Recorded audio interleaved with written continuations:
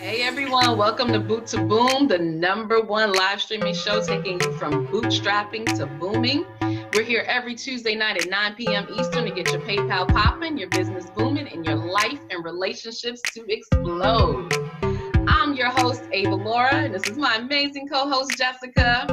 And we're really excited for another edition. We have a phenomenal guest for you all. We're going to get a little bit into that in a moment. But before we do that, if you haven't already, go ahead and make sure you subscribe to our channel here on YouTube. Go ahead and comment, share it out to the world. Anybody who is interested in business, has a business, needs some inspiration, needs some motivation, go ahead and share this out. All right. And let me go ahead and introduce to you my phenomenal co-host. Jessica is an experienced online business consultant that has over a decade in assisting SME business owners within the digital media sector. She is the editor of the Digital Feel Good magazine, podcast, and web series. I highly suggest that you check that out. Throughout her 25 years of practice, she has worked with well-known Wall Street and Fortune 500 companies, television celebrities, healthcare providers, leading public figures, and community leaders.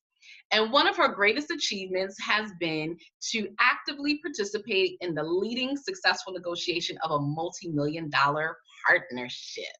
So now I have the privilege of introducing you all to our founder and also my co-host, Avalaura. So Avalaura is an internationally celebrated intuitive consultant and life coach who takes her clients from whole to wholeness in their life, relationships, and business. She guides them through a powerful healing process that helps them discover who they are, who they wish to be, and how to get there. If now's the time for you to live a freedom-focused life, detox yourself of limiting beliefs that no longer serve you, and create an unrecognizable reality, then Avalaura is the guide you've been waiting for. So you can get your consultation today by emailing avalaura@avalaura.com. A lot of Avalauras there. Thank you, Jessica. And so we wanted to talk again, to start popping topic, wanted to talk about an ecosystem of a business, and you have some experience with this. So, just talk a little bit about what that means, like what that really is and why it's so important for our business. Okay, so really truthfully, I mean, the ecosystem, let's just look at the definition of the ecosystem, right? It is a biological community of interacting organisms and their physical environment. So when we think about that and we think about how organisms, right, because we're all just walking organisms, and how we relate to our physical environment, it's really, really key that we also implement this into our businesses as well. So how are we really impacting the world with our business? So I talk a lot about this, and it also kind of crucially goes in connection with why I started the Digital Feel Good. When I began the Digital Feel Good, it kind of came to me as just really an idea of how I can start to create change in the ecosystem of the internet, right? Because I saw so many different things happening on the internet. And Avalaura, I'm sure you can attest to this as well. We still see so much negativity, even just people complaining, right, on their Facebook pages about this or that, just different things. How many times a day do I have to say Facebook is not your therapist or your journal? Yeah. Absolutely. Or your life coach. Yeah. Absolutely, right? And let's also say Instagram and LinkedIn, and what other platforms do we use? Yeah, Twitter. Twitter, to just put our business out there, where these means are really ways that we're supposed to be connecting. So really the essence of what the internet was really created for. So what sparked this was I was watching a video where I actually watched 2 videos. I'm a big YouTube watcher. So whenever I get into kind of a slump or I just need some motivation, I'm one of those people that goes to YouTube and watches like an ET or Devon Franklin video, and it kind of gives me that. You're not alone. Right? YouTube University. I've gotten so many clients from YouTube because they literally will go on YouTube searching for things, and they're like, "Oh, Reiki. Oh, dream interpretation. Oh," and that's how they get me on YouTube. I just got a DM, it was DM from someone that I was watching your YouTube videos. I'm a college student. I want to know more about digital marketing, and I'm like, okay, I gotta focus on YouTube. anyway, Oh. I'm saying all of this to say that the things you put out into the universe really do impact the universe, right? And how can we really start to utilize our companies to make an impactful and a meaningful correlation, connection, right? So like I said, back to the YouTube story. I was watching a YouTube interview, or it was a speaker speaking on the stage or something like that. And they started to talk about Facebook. And really they were clowning because they were like, Mark Zuckerberg started it because he had no friends. Like he just wanted to. I think Chris Rock said that. It was Chris Rock, right? Yeah, Chris Rock said that on Tambourine. Said that. But it was something that was similar to that. So I think I'm getting that Chris Rock special. By the way, I had to turn it off because I was just like, well, I can't do all this testing. But anyway. I thought it was good. That's neither here nor there. But well, that is an ecosystem which you put out into the world, but okay. But I mean, so I say all of that to say I was watching one of those two, and they started to talk about how, so I'd heard that before. So I think I'm saying that because I'd heard it before said by several other people that really the internet was created by a bunch of geeks and nerds that didn't really have no friends, right? Right. I started to think about myself, and as I laughed, am I a geek of a nerd that on the internet and I have no real friends?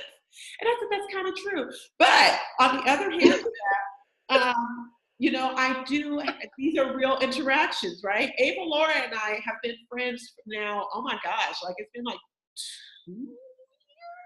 It's been longer than that. Yeah, it's been like 3 years, something like that. And I mean, this is a real friendship, even though we don't physically see each other all the time. This is a real friendship.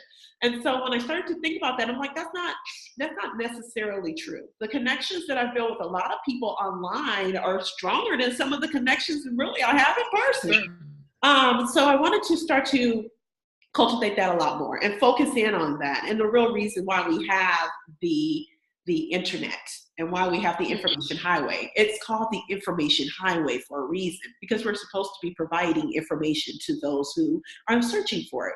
Back to your YouTube story, right, Avalaura? So how are you impacting the world with your content, with your business? How are you then pouring back into your business, back into this ecosystem to make it better?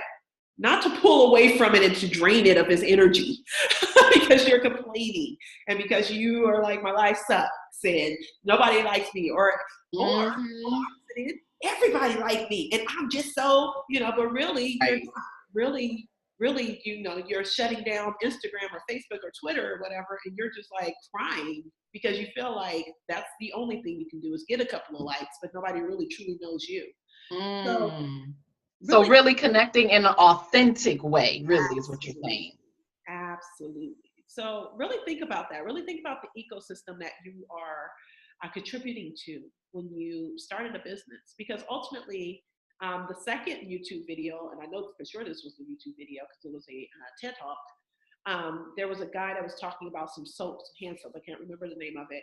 But when he walked into the organization as one of the speakers for the company, he said he was excited, you know, he's gonna get paid a lot of money, and he's like, yes, you know, and he walked in, and the guy, the CEO asked him, why are you here? Like, well, I'm here to sell soap. And the guy said, no, I'm here to save lives. And he understand something. There are children in India, there are children in Bangladesh, there are children all over the world that they die if they don't wash their hands. Our soaps change, saves lives. And he's like, and it just smacked him in the face. Here he was, you know, happy about, oh yeah, you know, understand the significance of just soap, what soap can do, right? So that changed the whole onset. And as CEOs ourselves and as business owners, we have to really start to create that company culture around us, right? When people come into our businesses, and even if as interns, what have you, we really want to make sure that we're communicating that message that no, the core mission here is to change lives. Yes, we want to sell the product, but the core message here is to save lives. So I love that. Because so it goes back to, and we talk about that a lot on Boot to Boom, but it goes back to what is your why? Absolutely. You know, why did you start your business? What is the purpose? But then to further that point is also, what is it that your business is giving? Not taking, but what is your business giving? What is it contributing to the world? What is the impact that you're making? What is the legacy that you want to leave through your business? And how does that come into the world and change lives? Absolutely. Absolutely. I think so many of us, and, you know, even I'm guilty of it. You know, I wanted to be Oprah for the long. I was like, oh yeah, Oprah life would be the life to live if I could have the Oprah life, you know? But then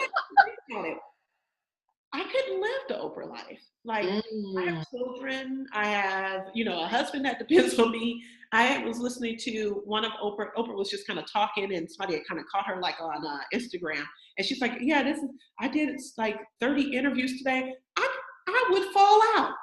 I don't like people that much. I mean, I like y'all, but after like the sixth interview, I'd be like, look, y'all gonna have to take the last one I did and filter it down."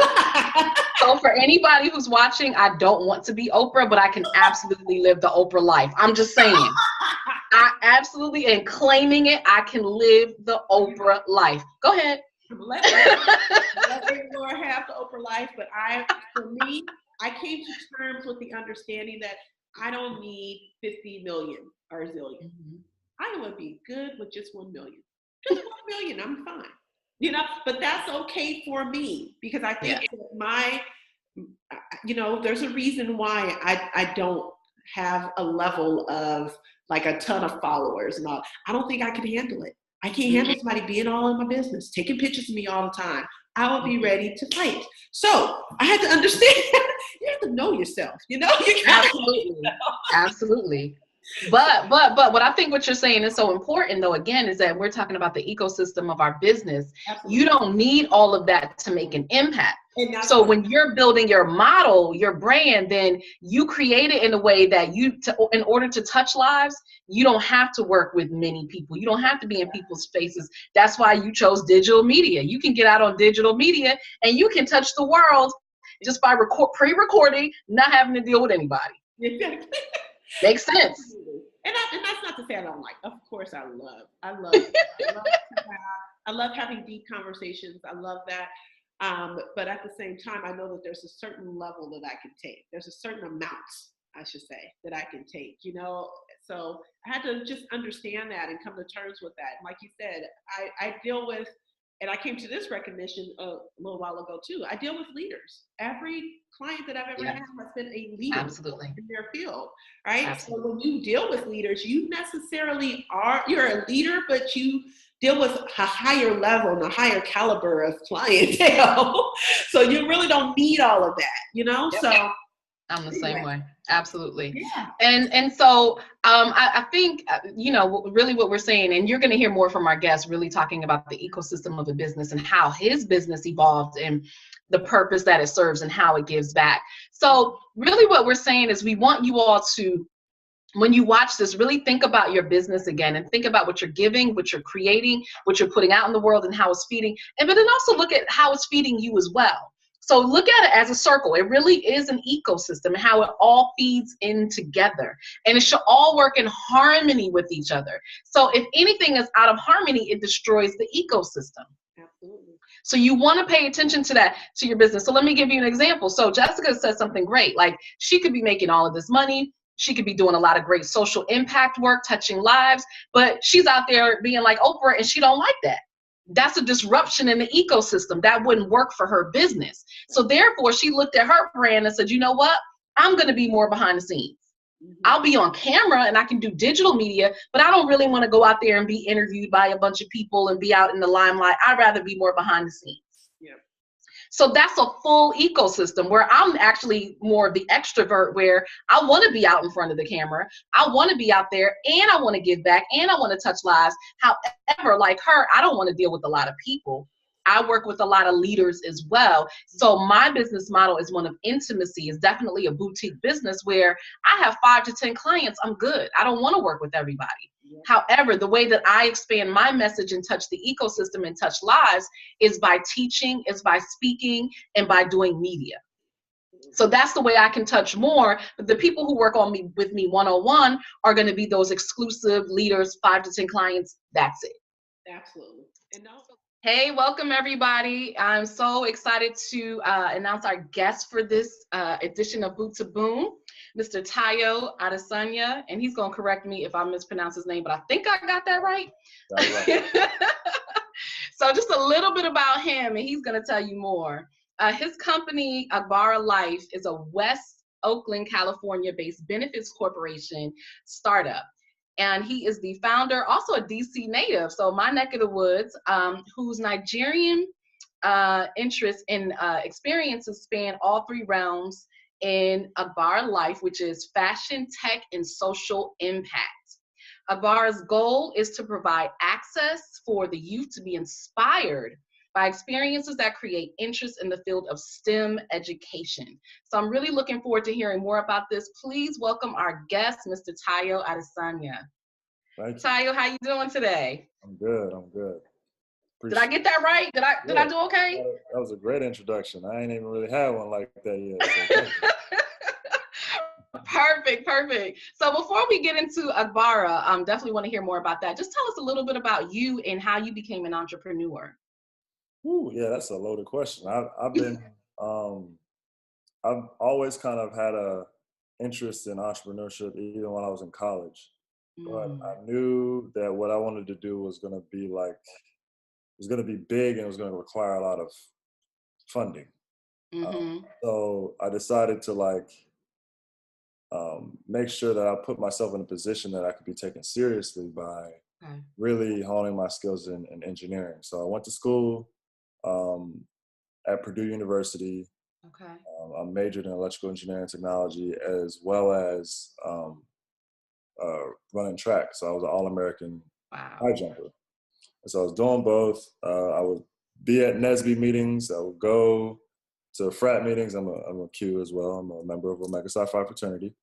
And I just got used to doing all of that. And what I realized later is all of those experiences kind of helped me understand what it takes partially to run a business, but not everything, right? So I went to Arizona to start my career as a sales engineer.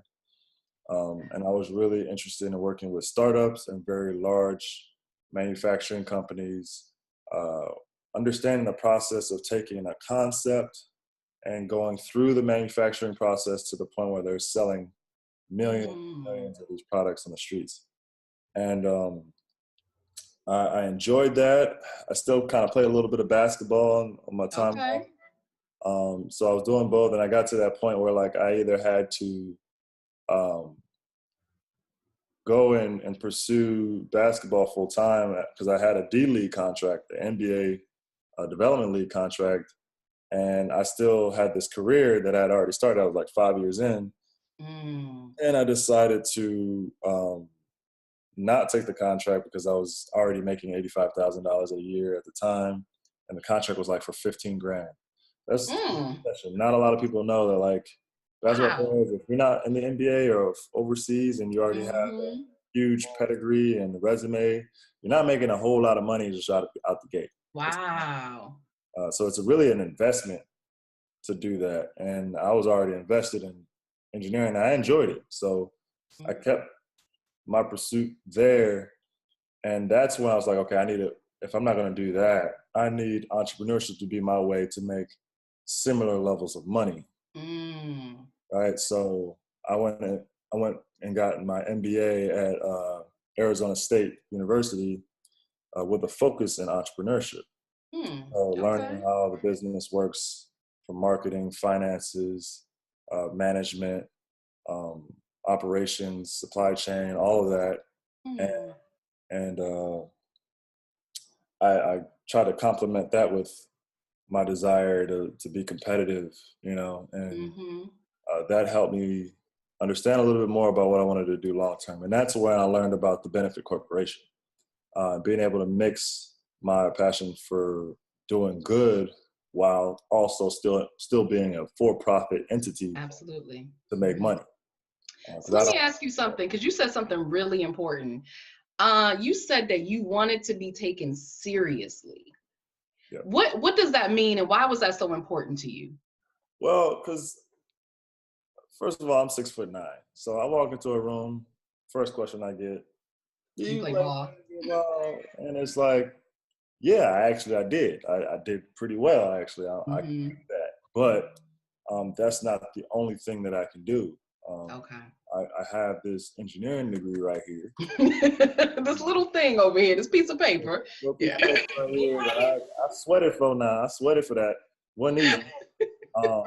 But this experience on top of that and the results that I was attaining from the experience being in the corporate world, I wanted that to speak on its own. Like, I want that resume to be spotless so that when I walk into a room and then I put that out and we start talking about whether it's a design or a circuit or whatever, they know I'm for real. And that happens time and time again, like during my corporate job, when I go to these meetings and they're like, who is this kid? And like,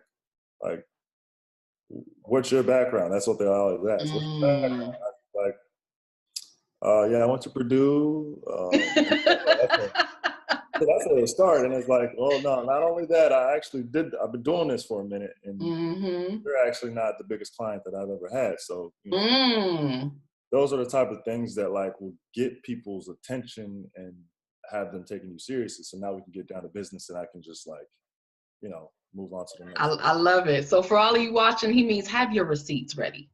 Have them ready, because when you walk in a room, there's always going to be people who are going to look at you and say, who are you? Like I go in a room, my hair wraps. So who is this chick with these hair wraps? Have your receipts ready so people will absolutely take you serious. So have you encountered that in your entrepreneurship journey as well? That same level of that? Because I've encountered it just being a African-American woman, looking young, but actually I'm older than what I look.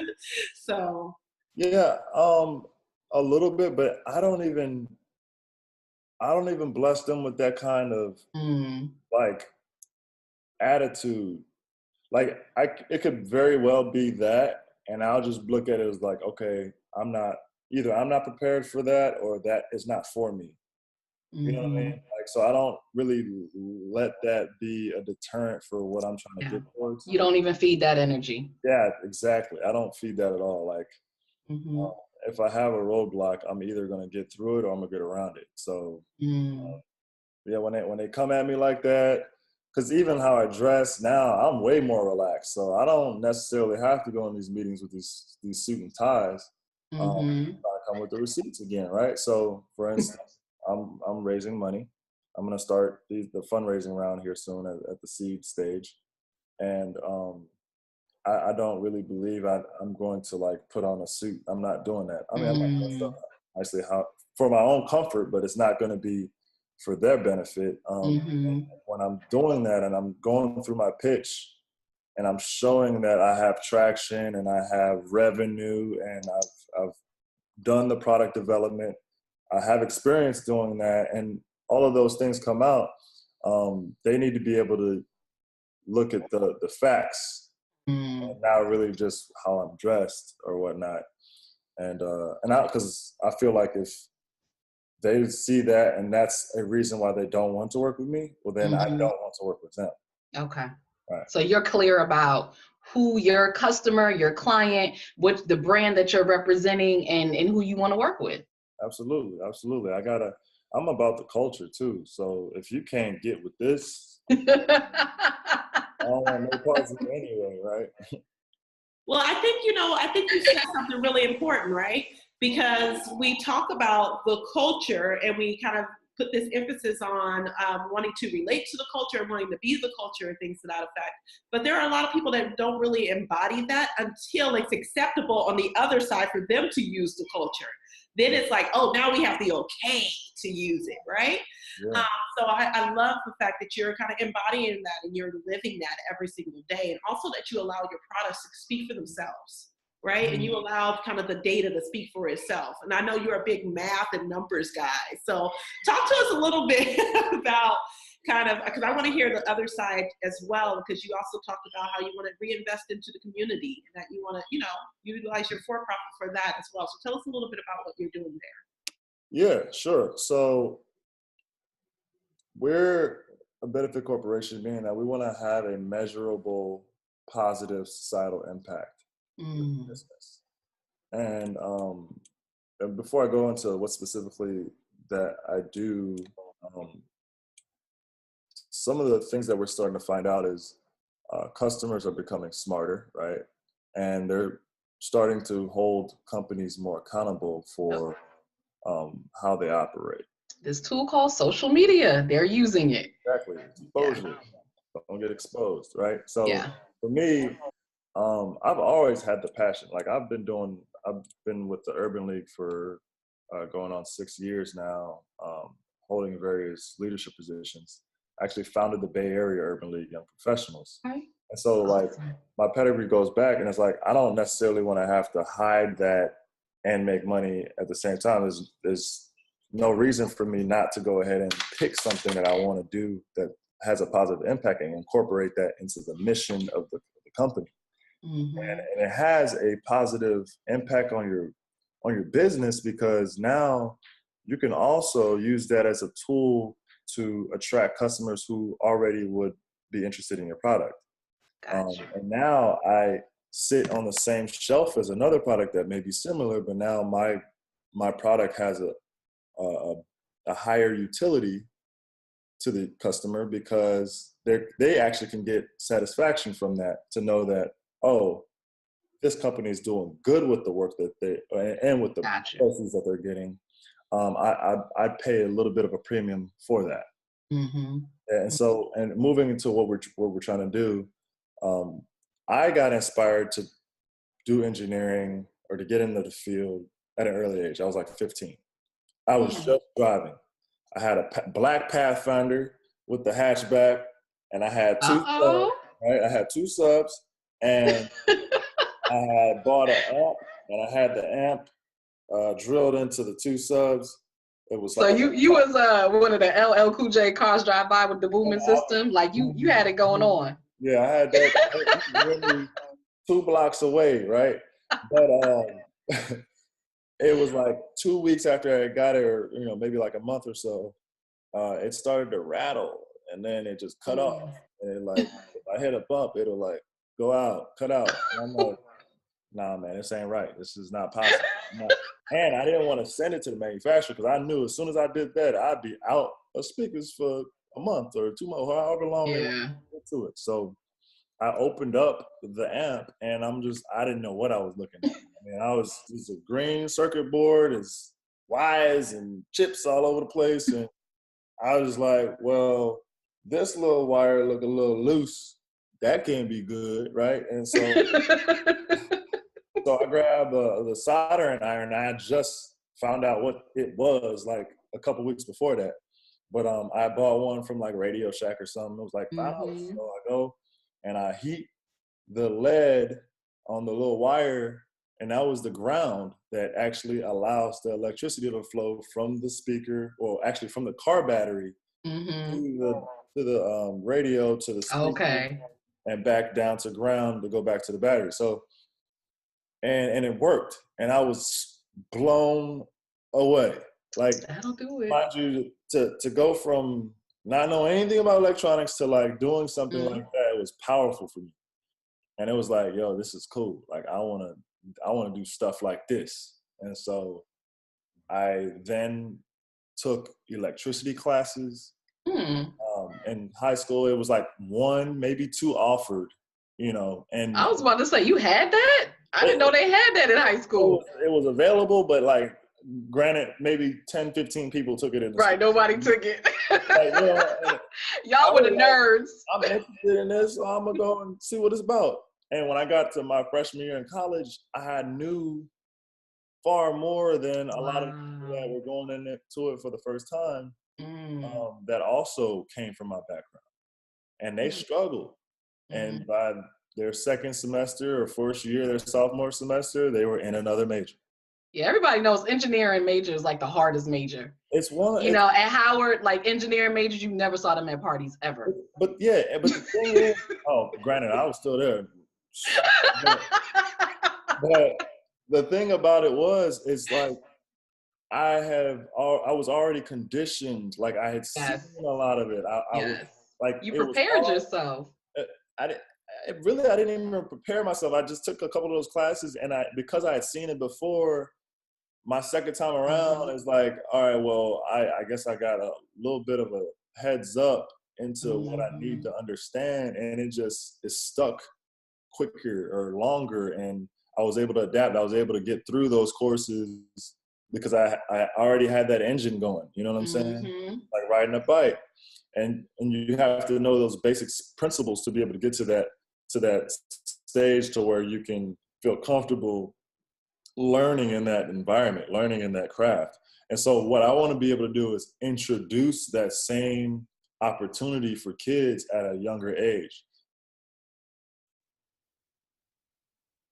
Because now a lot of people don't know kids are coding at 3-4 years old. They learn in their ABCs, 1, 2, 3s and coding. Because it's some of the fundamental principles are still kind of the same in how you can like adapt to get to a certain stage of understanding. And so those fundamentals is what we want to bring to like elementary school, middle school. Okay. And so what's the plan in terms of going about doing that? So you're introducing them to STEM at an earlier age. How, and I'm sure, and this is what you're getting funding for now to be able to do that. Well, no, actually, we're not even getting funding for it. Okay. So what we want to do is partner with the STEM programs that are under-resourced right now, right? So there's some that are doing amazing, phenomenal work, but can only work with like 15 kids. So it's like, okay, well, we are identifying some great programs. We're also can identify the kids that need them. Let's try and partner the right pieces that we see in the community to make this more effective for the kids. And then let's also teach them from their perspective. Because right now, like when I was growing up, I was getting taught by old white men, right? Yeah. And or even Chinese, which was crazy. But it was hard to grasp those concepts. Yeah. They didn't know what I knew. Back to the culture, right? It's different. So, if I start my lesson with who likes 21 Savage, and everybody's like, I got 1, 2, 3, 4, 5, 6, and my bank account. Like, and everybody's like geeked, excited, they're with you. And then they're like, if you want these M's in your bank account, let me show you something, and those are the type of ways we can engage with them because we know we're from that background and they see a representation of themselves in us. And I think that's a whole lot more powerful and efficient to get them interested in the first place. Yes, I think you're just talking about connecting on their level and connecting with a relatable, real message, right? So while we're talking about this, I definitely want you to show us a little bit of the bag. So show me kind of what's unique about this and why would I purchase this? Why do I need this in my life? Sure. So let me get a good view of the bag. Oh, look at the t-shirt. I just saw the t-shirt. Okay. Oh, no, he totally embodies the whole thing. I love it. This is something light. We're still working on some design. This is a little early. Oh, cute. I like it. But I like it. Yeah, so what we have here is the backpack, right? This is the cinch pack. We have the 2 gold buckles here. And we decided to go with that to give it a little bit of pop because we know, our people's like a little bling shine. bling. A little bling bling. Just a little bit. We want to be a little minimalist with it. We didn't want to be too gaudy, but we decided to add that. And we also went with a cruelty-free polyurethane material. Okay. So it feels like leather. It has a great texture to it, and it's waterproof. Okay. Water resistant is what we say, because the zippers being YKK zippers, they're like the industry standard of the zipper game for the most part. Like that's your go-to zipper if you want to put it on anything, right? I feel like I'm learning a lot here. I gotta educate the buyers on what they're getting, because it is retailing at $3.99, but you're getting value from it, and we want to make sure that they understand it's durable, it lasts long, and you can use it in a lot of different lanes. Okay. Style of which we created it, and so the design. It's ridiculous to say. I always hate saying it, but it took me 6 years to design. Wow. Like, while I was working though, like I didn't completely focus on it for 6 years. It was just But what that says is though, you put a lot of thought into this. Right. It does. And so, for instance, this also has a pocket here on the back of every backpack that folds out and flat. And the reason why we designed it like that is to be able to allow for people to put their laptops in here. Mm-hmm. And when you do that, and you go through TSA checkpoint, you don't have to take out your laptop. So that's what I just thought about. Checkpoint approved. So you save some time going through the airport, and people hate having to take their laptops out. So we try to solve that problem for them. While you're at the airport, let's say you have 2 bags and you got a roller bag or a suitcase, put the suitcase handle through this handle strap right here so that you can just put your bag on top of your suitcase. On top of it. Mm-hmm. Right. But the feature that a lot of people like, of course, is the battery pack. So what we have here is you can see it, 26,500 milliamp hour battery. So it's a pretty big battery, but it's about a pound. And the reason why we went with this size in particular is because this is the maximum you can get on an airplane without having to go through any extra checks. Got you. And it sits in your bag. It's not something you're going to keep in your pocket. Right.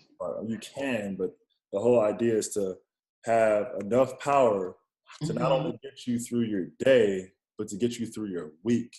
Wow. Think about it. Like you come home, you might charge at night at your bedside table or whatnot. You go out, you get to about 2 p.m. usually, roughly, and you're like needing some juice. And so this will get you through the rest of your day. And because this can charge your phone about 10 times on average from dead to full, you can go over a week with just using this to charge your phone. Got you. Right? So now you don't have to think about charging this all the time. Wow. So if you had one of those, Mofis or whatnot that's fairly small, you charge it one time, you have to go and charge that, every other day. And it's just, you end up not even want to grab that. It's true. So you were thinking of us iPhone users for sure. Absolutely. iPhone and Android. Right, yeah, I was about to say, he was thinking about everybody. Yeah. Because once your phone is like a week old, that battery is toast. So for Android users, they have a thing called fast charging, right? That's using Qualcomm 3.0 technology. And so we incorporate that into the battery so that folks can be able to charge their phone from dead to full or dead to 85% in just roughly 30 minutes. So it's really, really fast. It's fastest technology available out there. So now you're not having to charge it all day or for 2 hours just to get to where you want your battery level to be. So talk about the benefits part of it, because clearly your products, you've thought about your products. Yeah. So what is the benefits part of it for people who are not clear? So when we talk about a benefits corporation, the benefits or the social impact that we're doing is we take these bags, and for every one that we sell, we allocate and contribute a portion towards those STEM programs that we want to do. That's why I said we don't necessarily need to fundraise for the programs, because as healthy as the company is doing, that's how healthy we can allow for our programs to be. Because with no company, there's no program. So it doesn't all be hand in hand. So that's why we don't treat it as a separate thing. Love it. Yeah. So really everything is sort of this domino effect. Everything that you're creating really has some sort of social impact. And the whole goal is, yes, you're creating products, yes, you're making money, but yes, you're giving back and you're creating things that everybody can use, but are also sort of it's like a whole ecosystem really that you created. It's a lifestyle play. Everything is connected, just like how I feel about this earth. Every human being and everything that is born has a place, has a reason. And so what we try to do is be very intentional about what we bring to this out from the organization. And it's funny you say ecosystem. So we're looking to split out to a few other products and potentially have things talk to each other. So from an engineering perspective, it's something that's very possible, something that we're trying to get going on. And we just need to make sure we have a very good, solid start, increase what we have here and the exposure. Over time, we can build to bigger and different products. And build. Just start from scratch. This is bootstrap 101. You can't do everything. To boom. Bootstrap to booming. So really quick, because I know we have to let you go here. We're almost at the end of our time. Really quick, the name, does it have any significance? And then number two, I really just want to pinpoint and point out that your bag is really for the techie who wants to also reinvest into tech, right? They want to also reinvest into the future. But what's the significance of the name? Yeah, so the name Agbara means power. That's why our slogan is power you can wear. But it also means strength and capability, just depending on how you use it in a sentence. So that's why we want to power. We want to power society. We want to power our customers to empower, right? And that's when the youth comes into play. And so, and it's a lifestyle product. It's a lifestyle company. So we're trying to empower the kids, empower our users and our customers, whether through electricity or through culture, and that's why we named it that. And I love it. You talked about the what was your? Did you have another question on top of that? Well, I love my question, I mean, definitely for everybody watching, because I know they're like, okay, so how can I get this bag? How can I get more information? Where can they find you? How can they find out more about Agbara Life? Yeah, so we have a website, fully functional. It's agbaralife.com, right here. I love it. We also are on Twitter. We're even on YouTube. We're on Instagram and Facebook. And everything points to Agbara Life. So it's at Agbara Life or facebook.com/Agbara Life. Awesome. We're able to achieve getting all of those. And we post fairly often on IG. Okay.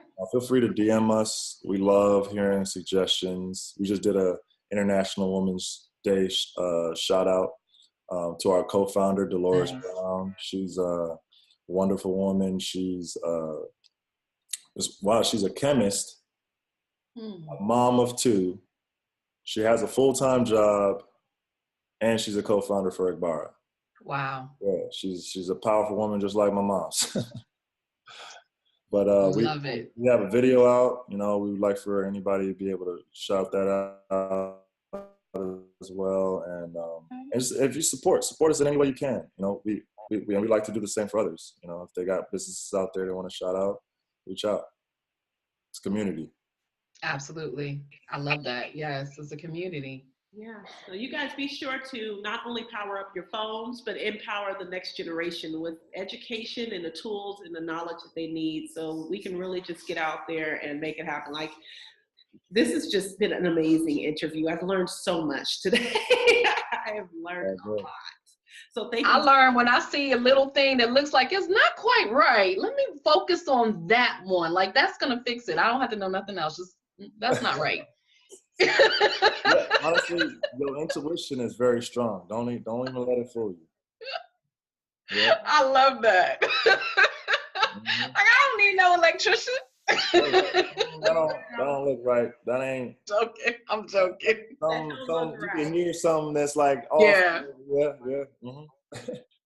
That's powerful. That's really powerful. I'm gonna say that the rest of the day. That don't look right. That ain't right. And you gotta have your beat. That's another thing we learned from this interview. You gotta have your beat right. Like, you cannot be rolling down the street and going over bumps and it's not. Gotta carry. The bass gotta be there. If the bass ain't there, I'm not. You're not feeling it. Yeah, you're not feeling it.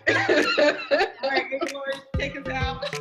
Thank you so much, Tayo. We appreciate you for being here.